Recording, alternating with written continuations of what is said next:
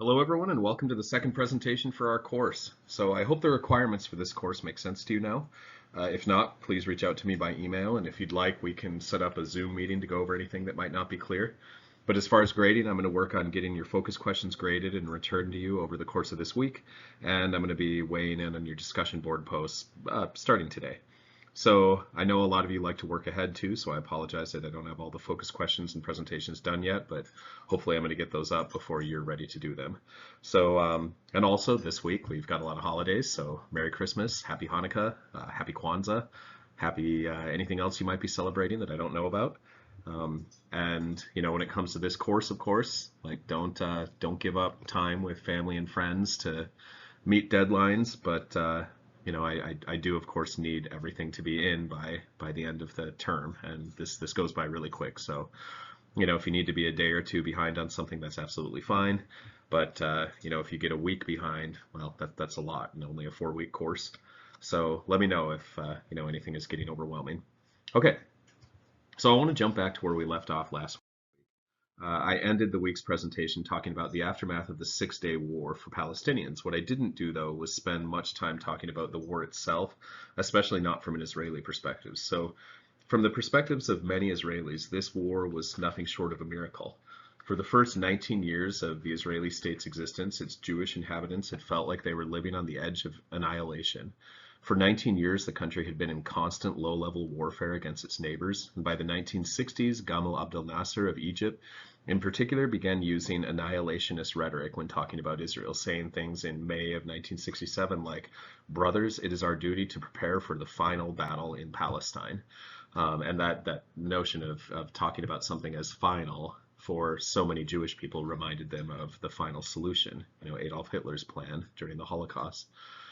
So long before the war in 1967 even began, however, Israelis had become convinced that if their country was going to survive in a region of hostile neighbors, they would have to become a nuclear power. And when I say Israelis, I'm really talking about the Prime Minister, David Ben-Gurion, who was adamant on this point. So in the 1950s, many French scientists who had been working on their own nuclear program were hired by the Israelis with full support of the French government to begin work on a nuclear reactor at Dimona in the Negev desert.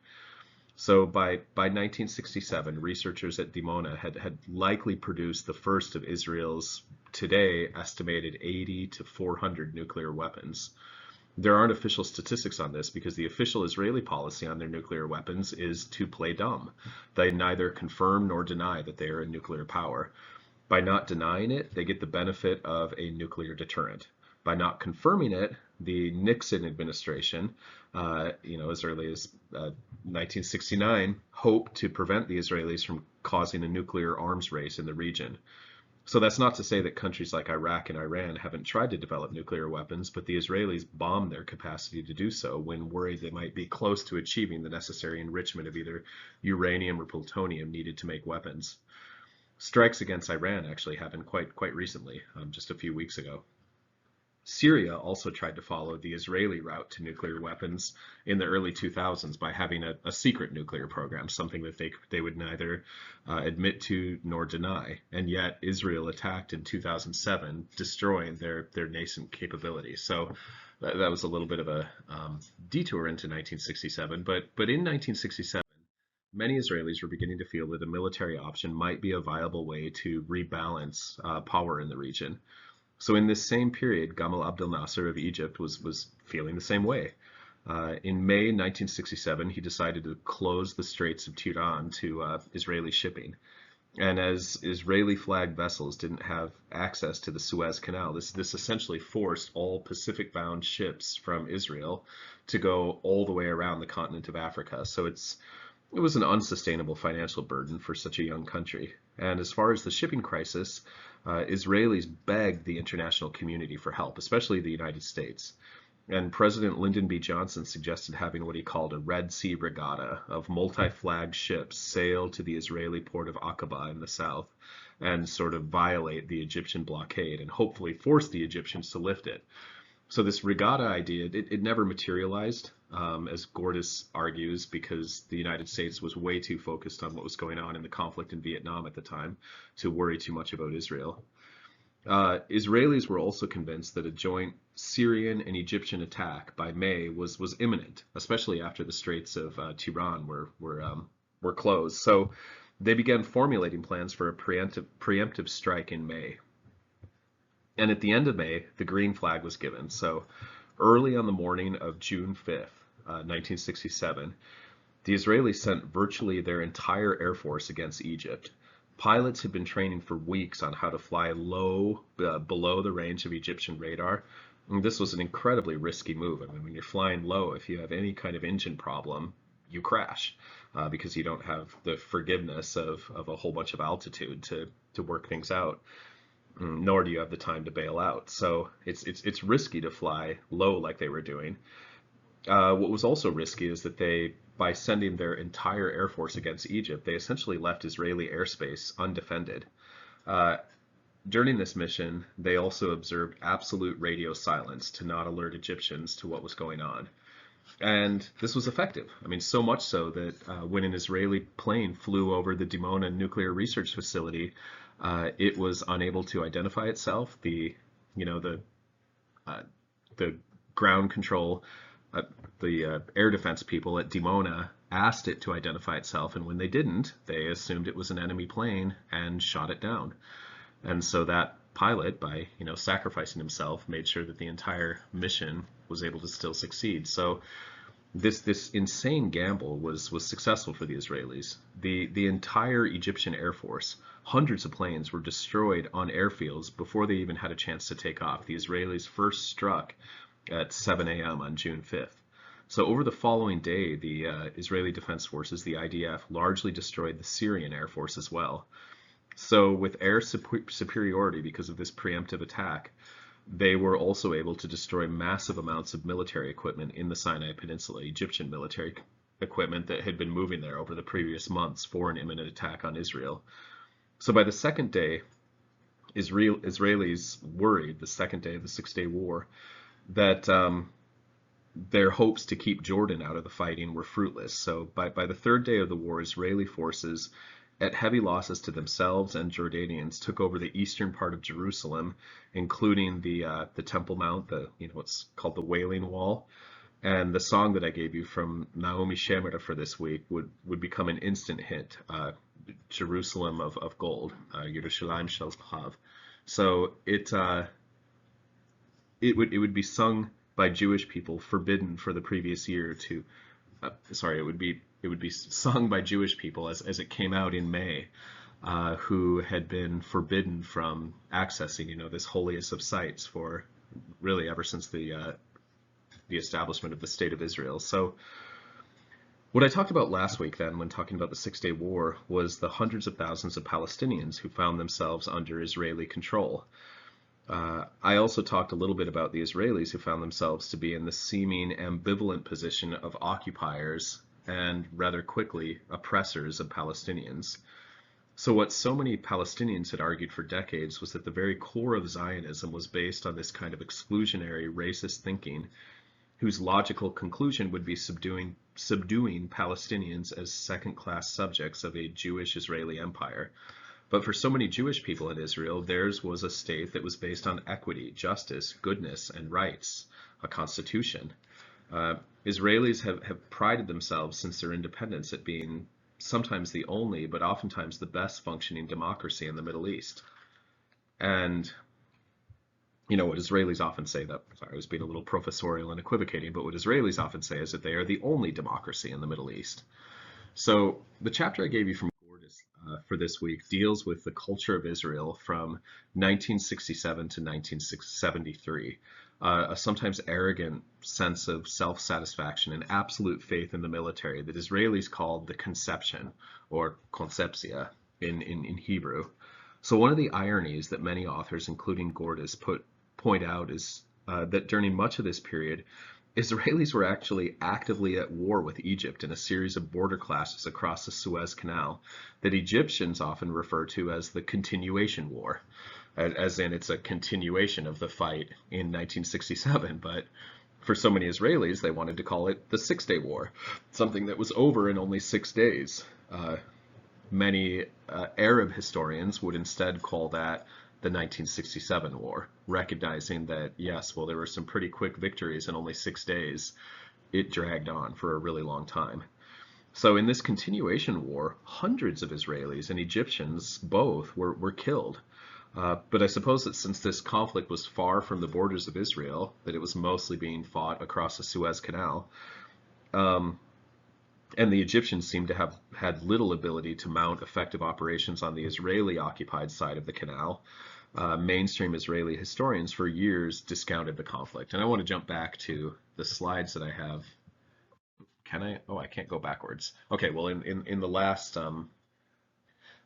slide, I had a map of just the territory that Israel seized during the 1967 war, the Six-Day War. So they seized the Golan Heights in the north, which they still occupy to this day, Gaza in the south, which is the site of the horrific war that's happening as I speak, the West Bank, which is still Israeli occupied today, but also all of the Suez Peninsula, which that was given back after the Camp David Accords that we'll talk about later. So one social movement that emerged after 1967 that has had lasting impacts on Israel and its neighbors to this day is the settler movement. So one of the first of these, Gush Emunim, meaning Block of the Faithful, emerged just days after the Six-Day War, when a group of Israelis who were determined that everything that had been part of Israel in the ancient days of King David should be part of the modern state of Israel, decided to rebuild a settlement in what was now Israeli-occupied Hebron, which is on the West Bank. So this was a pretty symbolic choice, because back in 1929, a pre-Zionist Jewish settlement in Hebron had been the site of Arab mob violence, a pogrom really, and had been destroyed. Dozens of Jewish men, women, and children were killed, and the ancient Jewish presence in Hebron basically ended.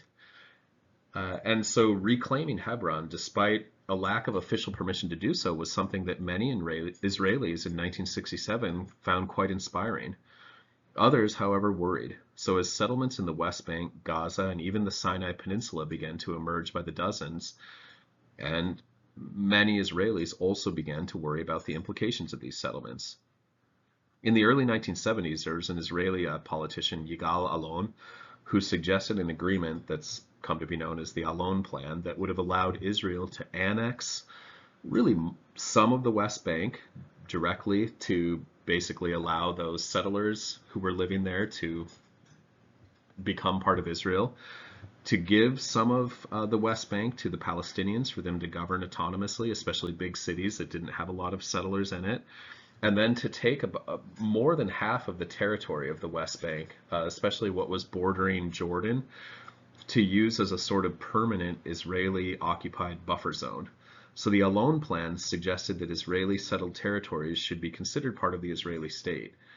And with the expanding settlements and a sense of the conceptia, it seemed that Israel had radically changed in just the 20 years that had passed since its founding. But this Allon Plan is sometimes pointed to as a post-1967 attempt at a two-state solution, even though it vastly underprivileged Palestinians. Of course, what would come out of the Oslo agreements in the 1990s was even worse. And I've got pictures here. So on the top right, you have Gush Emunim. That's on the top left is in Hebrew, Emunim. And then down below, I have more recent pictures of settlers just being terrible to Palestinians. So a Palestinian woman is being attacked for wearing a hijab in the bottom left, and a teenager is throwing a cup of wine at a Palestinian woman in the bottom right. So that this kind of just everyday, I wouldn't even call these microaggressions; these are macroaggressions, have for decades epitomized life for Palestinians in the West Bank. So the sense of security that so many Israelis felt after 1967, it didn't last for long. It was interrupted by the devastating early losses in the 1973 Yom Kippur War, which prompted renewed attempts at peace with their Arab neighbors. So the Yom Kippur War, which is also called the October War by Arabs, or the Ramadan War by some, since Yom Kippur overlapped with Ramadan in 1973, it left tens of thousands of people dead, thousands on all sides. And it seems that the surprise attack on Israel was effective because of a failure to take intelligence reports indicating such an attack could happen seriously. Part of the reason these intelligence reports weren't taken seriously is because of really this post 1967 arrogance that so many Israelis felt like they were invincible. So it was only the day before Yom Kippur that Prime Minister Golda Meir ordered a mobilization so Israelis weren't caught completely off guard, but they could have had weeks to prepare. So on October 6, 1973, Egyptian artillery and armor easily overwhelmed Israeli defenders on the Suez and made rapid progress across the entire peninsula.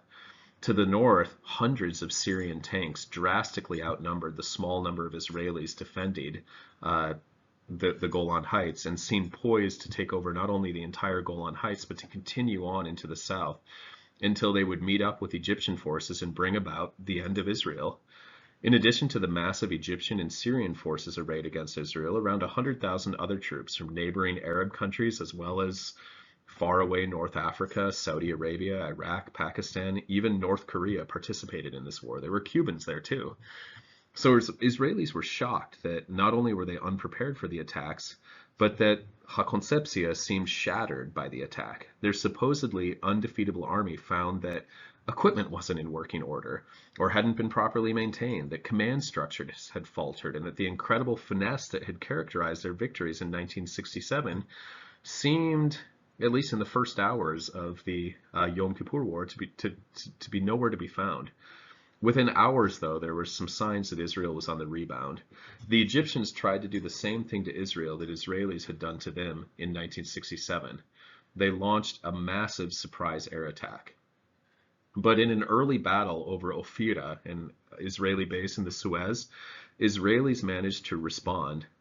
20 Egyptian planes tried to take out the Israelis while they were on the ground, but 2 Israeli F-4 Phantoms managed to get into the air and shoot down 7 Egyptian planes, causing the others to flee back to their bases. In the north, too, a handful of Israeli tank crews used their better targeting skills to take on hundreds of Syrian tanks and convince the Syrians, too, that their forces were much larger than they actually were. Within a week, the Syrians retreated from the Golan Heights. Israeli air support and armor began turning back the Egyptian tide in the Sinai Peninsula too. And despite the fact that there were over 100,000, volunteers from all over the Middle East who were supporting the Syrians and Egyptians in this battle, that their support was quite ineffective. They sent people, but the command structure was unclear. It was unclear what they were supposed to be doing. Many of them didn't have the right equipment to be participating. One rather serious mode of support was those pilots who came. So pilots from Pakistan, for instance, did significantly contribute to the Arab armies. But in the first week of this war, which lasted just under 3 weeks, Israelis begged the United States of America for military assistance. Before 1973, there had been very little American military assistance. Those F-4 Phantoms that I mentioned, those were American planes, but most Israeli planes were still French Mirages, or there was even a nascent Israeli aviation manufacturing industry, which would really heat up after 1973. So Israelis did everything they could to just be clear about the urgency of their situation, arguing that their very survival was at stake, and trying very hard to show that as the Soviet Union was the primary supplier of the armies arrayed against Israel, the United States had a sort of Cold War-related duty to support its ally in the Middle East against the Soviets. Nixon's Secretary of State, Henry Kissinger, was ambivalent in his opinion about Israel. The fact that he was Jewish and still felt this way was particularly stinging for Israelis, who had long been mistrustful of so many American Jews who didn't seem to understand or didn't seem to support a state that Israelis felt was necessary for the very survival of the Jewish people. Richard Nixon was rather anti-Semitic too, a fact made plainer after the revelation of his White House tapes that he secretly recorded during the course of his presidency. Yet, eventually arms shipments from the United States did arrive in Israel by the second week, and the response by the Organization of Petroleum Exporting Countries, most of whom were supporting the Egyptians and Syrians, was to enact an immediate embargo of oil shipments to the United States. This caused panic in the United States. It led to rationing of gasoline, insanely long gas lines at gas stations, if the gas stations had any gas at all, and a global economic downturn. So this global economic downturn especially hit the economies of developed countries in the global north, Europe and the United States. So for the first time since World War II, they suffered an economic recession. So French people, for example, they talked about the end of the Trente Glorieuses, the 30 glorious years of economic growth that had followed World War II. Something else happened in this period too. By the 1970s, most of the countries that were colonies before World War II had now gained their independence. Israel was one of the first colonies to break free, at least for some of its people.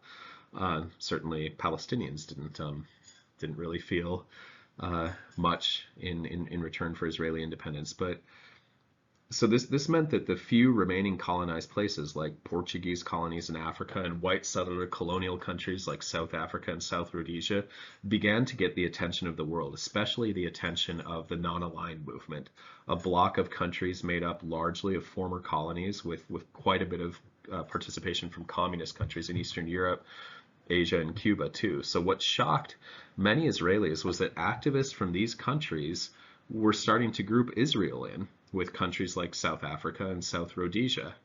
And much of this had to do with the leadership of the Palestinian Liberation Organization, especially Yasser Arafat. So the PLO is a broad umbrella organization that was modeled after the National Front strategy pioneered by the Communist International way back in the 1930s.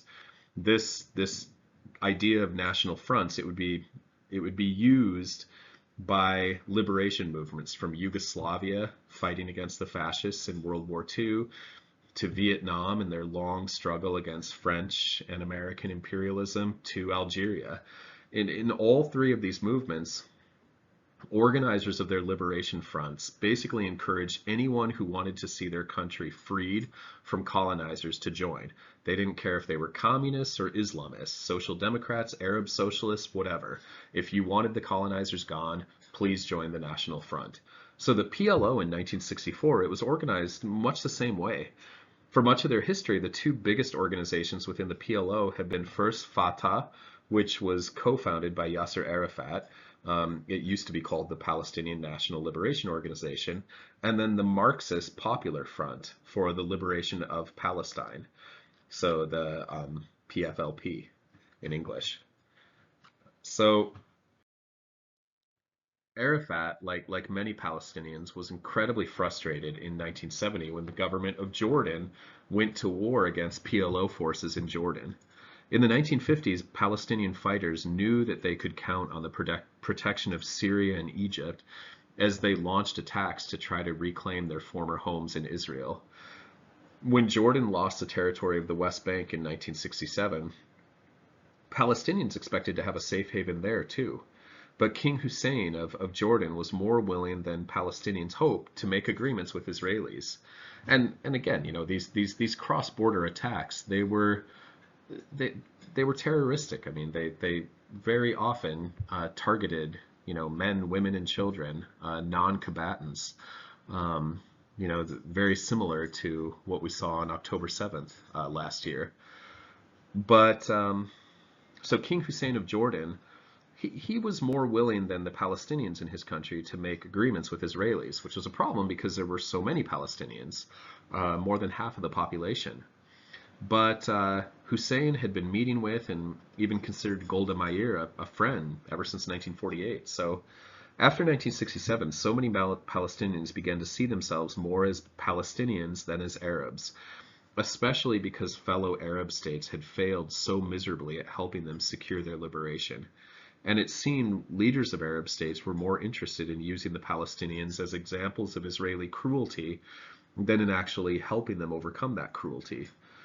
So with the settler movement that I already mentioned bearing down on them, along with an arbitrary and oftentimes cruel Israeli occupation, Palestinians began to react, and sometimes quite abominably. So the early 1970s were a period of a serious reemergence of global terror. The IRA, for instance, the Irish Republican Army, decided terror could be used in a fashion similar to the asymmetrical warfare that the Viet Cong was using against American forces in Vietnam. The ETA, the Basque Liberation Front in Spain, used similar terroristic activities. Groups tied to the PLO also began using terror. So in 1970, members of the Marxist Popular Front for the Liberation of Palestine, hijacked 3 airliners and flew them to a remote old British airfield in Jordan. And after releasing the people on board, they blew up the planes. Later in 1972, a group named for the troubles between Jordan and the Palestinians in 1970, Black September, murdered 11 members of the Israeli Olympic team in Munich.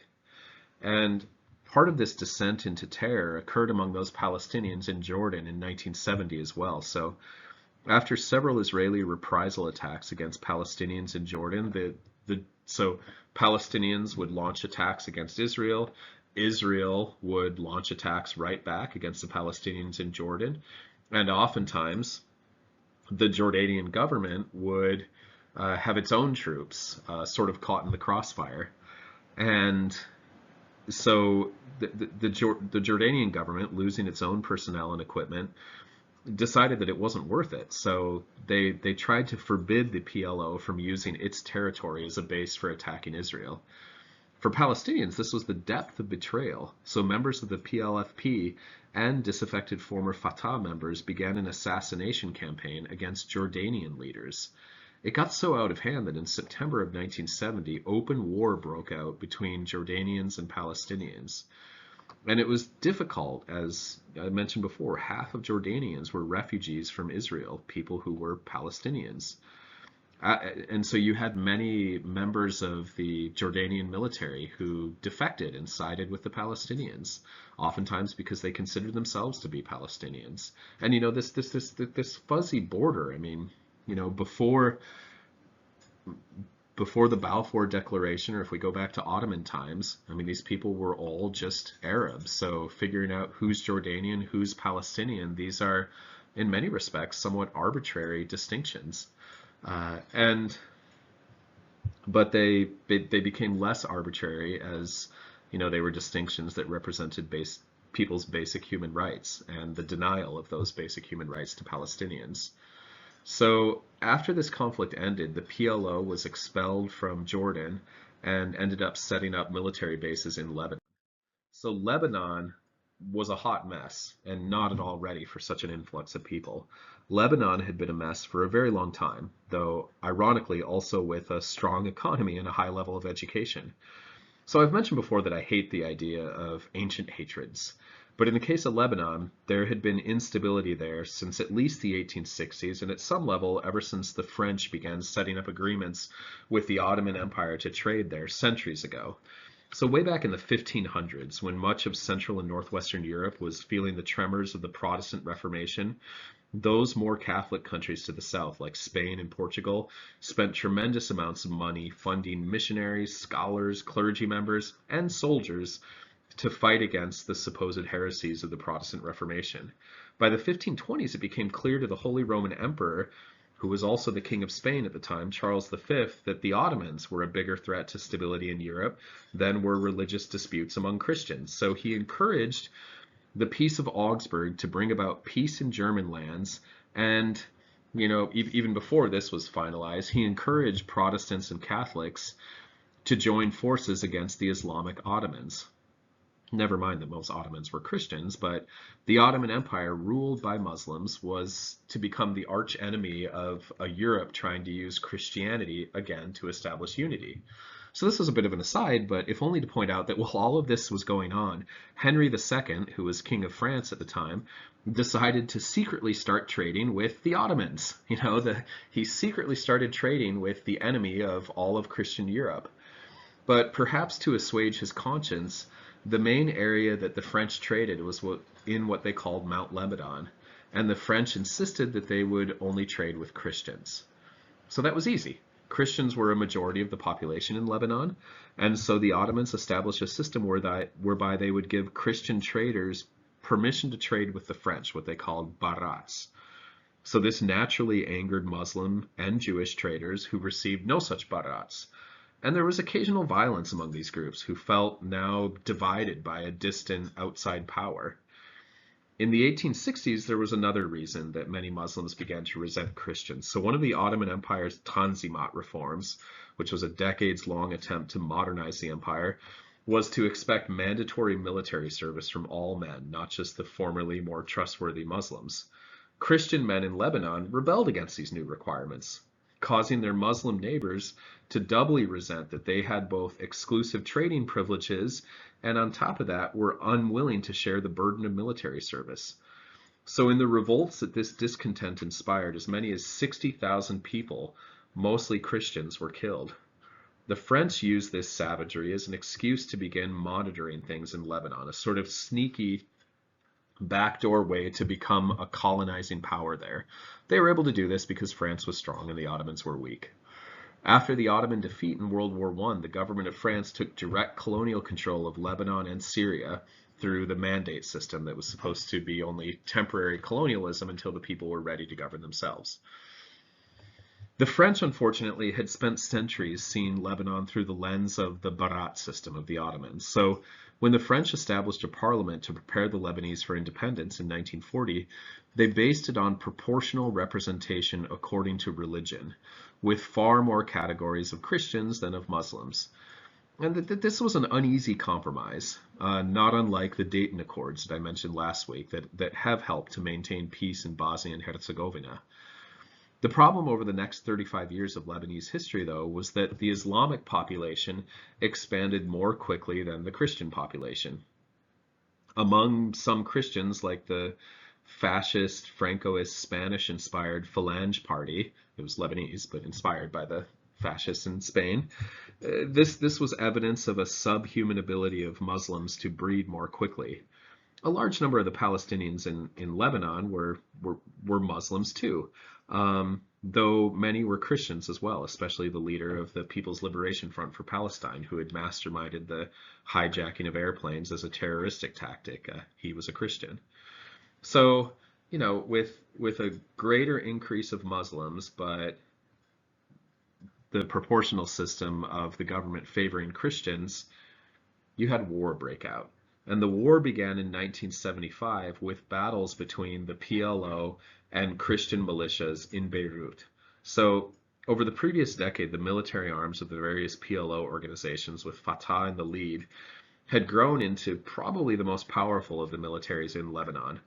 The tension between Christians, who were largely Western-oriented, and both Sunni and Shia Muslims, including Alawites, who lean more towards the Soviet Union, absolutely inflamed the conflict. So the Muslims of Lebanon were typically more Soviet. The Christians were more pro-French and even American.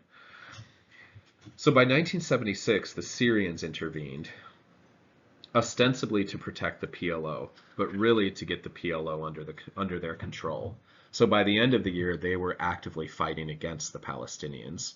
So in an eerie foreshadowing of violence against refugee camps under Israeli control, the Syrians were complicit in the murder of at least 1,000 Palestinian civilians in a refugee camp at Tel al-Zatar, though the actual people doing the murder were Maronite Christian militias. So the Israelis became involved in the conflict as early as 1976 when they fired artillery at PLO positions along their northern border. In 1978, Israelis invaded the south of Lebanon to establish a security zone all the way up to the Litani River. And this put them into direct conflict with Palestinians, who would fight many battles with the Israelis over the next 4 years, even during periods of supposed ceasefire. By 1982, Israelis worked out an alliance with Falangist militias, Christian militias, to entirely defeat the PLO in Lebanon. So they launched a massive invasion.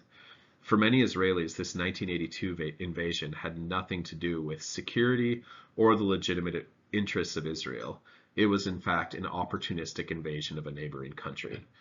So the war with Lebanon in 1982, it seriously undermined public faith in Israel by Israelis.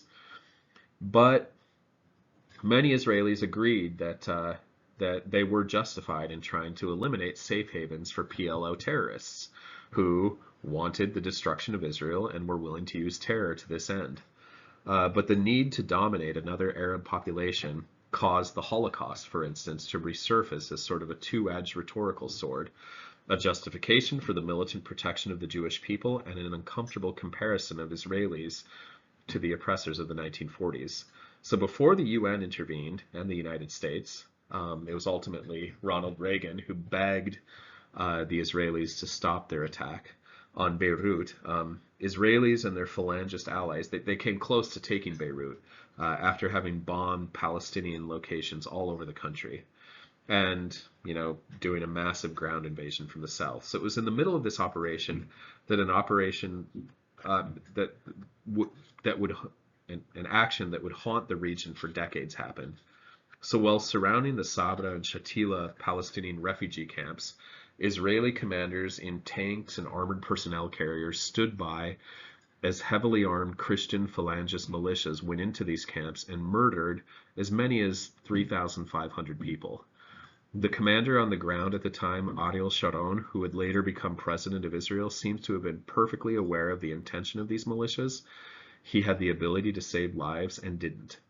There are so many instances like this over the next 40 years that would capture the ire of the international community, such as when Dutch peacekeepers stood down as Serb forces murdered 8,000 Bosniak civilians at Srebrenica, or when the Rwandan Patriotic Front attacked refugee camps in Zaire, hoping to find perpetrators of the recent genocide when UN forces also did nothing to save Tutsi Rwandans. During these Rwandan attacks, thousands of innocent Hutu civilians were killed, causing an African-wide conflict. This was 1997, 1998. So Israelis, they've spent decades either trying to take responsibility for the Sabra and Shatila massacres or pretending like they bear no responsibility for them or trying to minimize them. And, to this day, tens of thousands of Palestinians still bear the loss of their loved ones on that day. So in the aftermath of the Yom Kippur War, as well as the failures in Jordan, Arafat turned much of his attention to member states of the United Nations. As I mentioned earlier, by the 70s, a significant number of these states were former colonies themselves, and the overwhelmingly largest bloc within the UN was that of the non-aligned movement. So in 1975, the UN passed Resolution 3379 that concluded with the argument that Zionism is racism, and by default, invalidating the foundation of the State of Israel. This resolution would actually be repealed in 1991.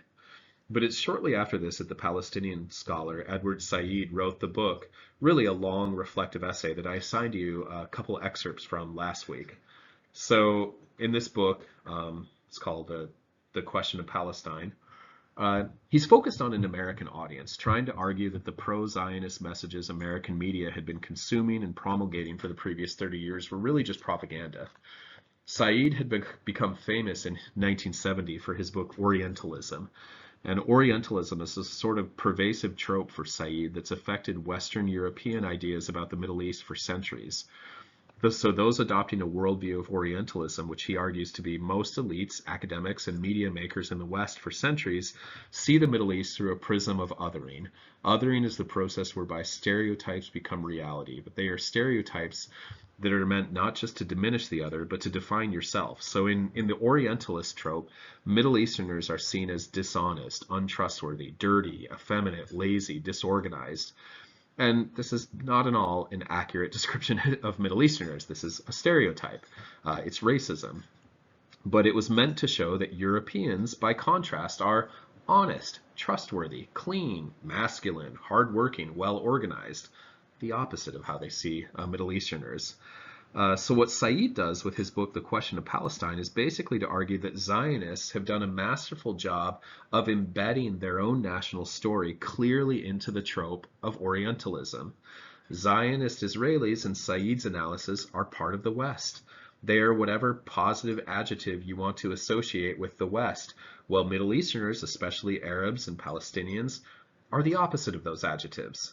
So in this book, Said is basically pleading with people in the United States in particular to see Palestinians as they are, as real, actual, living, breathing human beings, not as caricatures of racist tropes that go back centuries. His second equally important goal is to outline the immensity of their suffering over the previous decades and to call for either a two-state solution or a single secular state solution that will give both Palestinians and Israelis full equal rights before equal laws that are equally applied, equal, equality, everything. So we're definitely not there. Obviously not. So Said died in 2003, and I think he would be absolutely devastated to see what's become of his hope for Palestine today.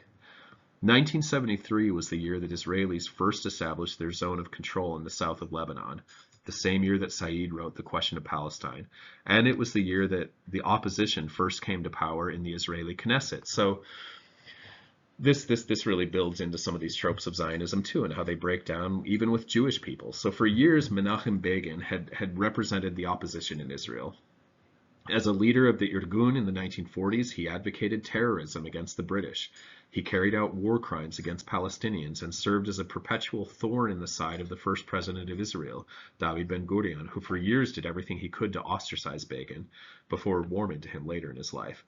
But one more positive aspect of Begin was that he never ascribed to the racism prevalent within Israel among Jewish people, where European Jews, notably the Ashkenazi of Eastern and Central Europe, looked down upon Middle Eastern Mizrahi Jews, as well as sometimes those of Spanish and Ottoman Empire origin, the Sephardic Jews. So the early Yishuv was absolutely dominated by the Ashkenazim. But with the law on the right of return in 1948, any Jew from anywhere in the world had the right to come home to Israel and become a citizen. At first, most Jewish refugees were fleeing the Holocaust, but after 1948, many were fleeing anti-Jewish violence in Middle Eastern countries. So after 1948, hundreds of thousands of Jewish people from Arabic-speaking countries, notably Yemen, fled to Israel. And these people had little money, little education, and little ability, it seemed, to integrate into European-dominated modern Israeli life. So the fact that they were often settled in frontier regions, supposedly for security reasons to protect the Israeli frontier from Arab attacks, but with the real-world effect of keeping them away from centers of culture and economic opportunity, it began to anger these people by the 1960s, who felt very much like they were second-class Jewish citizens within Israel. So Menachem Begin, he never engaged in this kind of discrimination, despite being Ashkenazi himself. He was born in Poland. From the very beginning, Mizrahis had positions of leadership within the Irgun, within his political party. The political party that developed out of the Irgun, the Likud, had majority support from these Mizrahi people. One small detail that I found illuminated in Gordis is that when Israeli leaders like Ben-Gurion visited Mizrahi settlements, they often dressed in casual clothing, which to them reflected the sort of worker ethic of the young Yishuv. They would often wear shorts. Begin never did this. When he visited the Mizrahim, he wore suits. He dressed the same when meeting with them as he dressed when he went to the Knesset. So to them, the former attitude, it showed disrespect. Well, the latter showed by Begin that he took them seriously, that he wanted to appear dignified when he talked to them. So with a promise to deal with economic difficulties and to promote a robust, conservative vision of a strong, expansive Israel, Begin's Likud party overwhelmingly came to power in 1978, shocking the traditional Ashkenazim, who had basically led the establishment of Israel ever since 1948 and before. What was even more shocking was that Menachem Begin, who in this picture is on the right, and Anwar al-Sadat, who's on the left, that Sadat is the person who engineered the 1973 Yom Kippur War. They were willing to enter into a long-term series of peace negotiations through the mediation of President Jimmy Carter from the United States. He's in the middle, still alive today. So the eventually successful Camp David peace accords with Egypt ended for many Israelis what had been for 30 years an almost constant fear of annihilation. Liberals in Israel argue that with this newfound security, they needed to start treating Palestinian refugees with the level of dignity rarely offered to the Jews of Europe. And people started talking about a two-state solution again, notably Jimmy Carter. But the Camp David Accords, they were also only possible because the Egyptians were willing to negotiate with a terrorist, Menachem Begin, the Israeli prime minister and erstwhile leader of the Irgun. And I think this could be a huge lesson to the zero-sum thinking of Begin's Likud party descendants today, like Benjamin Netanyahu, who refused to negotiate with terrorists. Sadat also had a less than clean resume. He had been an enforcer for Nasser, and he was a member of a former member of the Muslim Brotherhood, which many of its spin-off organizations also engaged in terrorists. So you have in this picture two terrorists, two former terrorists willing to negotiate with each other for peace. And the peace between Egypt and Israel has lasted to this day, so absolutely worth it. For Palestinians, however, the peace between Egypt and Israel only confirmed that they had long since stopped being a priority for Arab states. The fact that hundreds of thousands of Palestinians lived in Egypt without citizenship was just as troubling. So in the 1980s, the PLO itself had lost much of its military power from previous years, and as a consequence of the Lebanese civil war, fled to Tunisia, specifically Tunis, where Arafat set up his headquarters. And as your reading for this week shows, Arafat was hardly prepared for the uprising that began in 1987 after an Israeli truck driver ran down 4 Palestinians, killing them. This uprising had widespread support, the Intifada, because Palestinians felt abandoned by just about everyone, even their own leadership. Their lives under Israeli occupation had become more harsh at the same time that those Arab states they hoped might be their protectors were moving to normalize relations with Israel. So what was clear about the Intifada's success was that it was organized by people working beyond the established means for Palestinian political organization. The Intifada in 1987, then again in 2001, prompted powerful, disproportionate military responses from Israelis. Where previous battles with the PLO had involved heavily armed forces on both sides, the iconic image of the Intifada became a child throwing rocks against Israeli tanks. So the Intifada led Israelis to reassess the entire peace process with Palestine, leading to the many meetings that would make up the eventual Oslo Accords. So in 1993, the proposals for peace being worked out at Oslo in Norway seemed so close to success that Yasser Arafat and Yitzhak Rabin, now Prime Minister of Israel, they both received Nobel Peace Prizes. What they proposed, again, was a two-state solution, but this time they took concrete steps toward it by forming the Palestinian Authority as an autonomous government for the West Bank and Gaza. However, given that there was no serious attempt to curtail illegal Israeli settlements in occupied Palestinian territories, the agreements were quite unpopular among Palestinians. And the far right of Israel also felt like the peace process was over by allowing any, historically Israeli territory to be given to Palestinians. And other more mainstream Israelis felt like the peace process was over after their prime minister, Yitzhak Rabin, was assassinated by an Israeli settler from the West Bank who, was unwilling to compromise at all. So the Oslo peace process came to an end after the second Intifada of 2001, when it became clear that Arafat had little to no control over the more militant terroristic elements within Palestine. Two of the most prominent now were Hezbollah, a Shia militia in Lebanon that had grown out of the Lebanese civil war, and Hamas, a Sunni Islamist organization in Gaza and the West Bank. So for Hezbollah, of course, their focus has always been on Lebanon, but they have actively tried to support the Palestinian cause with attacks on Israel, essentially since their founding.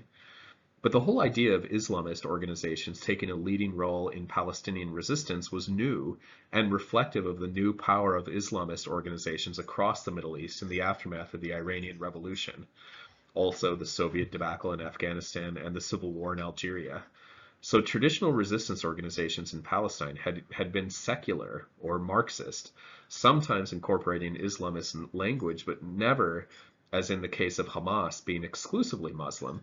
A large proportion of Palestinians were Christian after all, and many of the most effective leaders within the PLO had been Christians. They're still around, of course, but in the case of Gaza, they're no longer a viable power. So in the late 1990s, seeking to undermine Arafat, the Israeli Shin Bet secret services began to promote the popularity of Hamas in particular. And after another intifada and an Israeli bombing campaign against Lebanon and Gaza, Hamas would gain control of the Gaza Strip in 2007, eventually parting ways with the Palestinian Authority in the West Bank. So next week, we're going to get into some details about these campaigns. We're really going to be focused on Israel and Palestine from 2006 to the present. And, I want to get into details of these campaigns, whose result has been forcing over 2 million people to live in what is virtually an open air prison in Gaza for almost 2 decades. And, I want to contextualize this within the horrors of October 7th, 2023. And so, as always, I've got a few bonus questions for you to do here. If you email these to me, I see one of you emailed them to me already from last week. I will get those graded and get a response back to you soon. But if you email me these, I will give you extra credit that's potentially equivalent to up to 10% of the course grade. So thank you, and happy holidays, and I will see you all again next week.